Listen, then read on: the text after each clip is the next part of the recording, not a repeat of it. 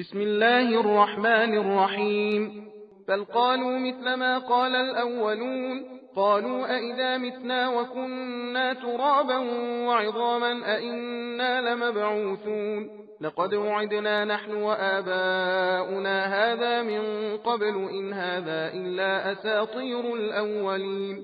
قل لمن الأرض ومن فيها إن كنتم تعلمون. سيقولون لله. قل أفلا تذكرون. قل من رب السماوات السبع ورب العرش العظيم. سيقولون لله.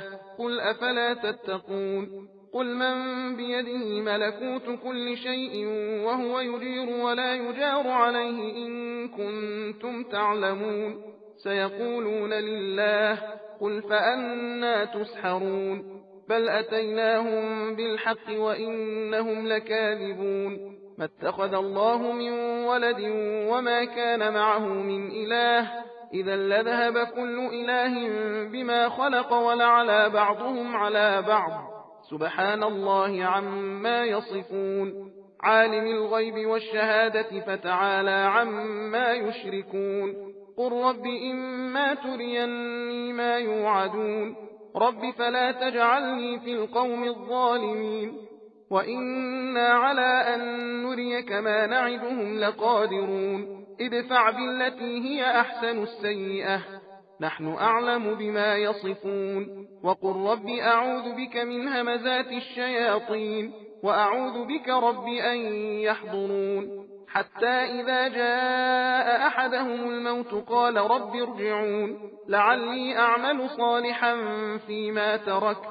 كلا إنها كلمة هو قائلها ومن ورائهم برزخ إلى يوم يبعثون. فإذا نفخ في الصور فلا أنساب بينهم يومئذ ولا يتساءلون.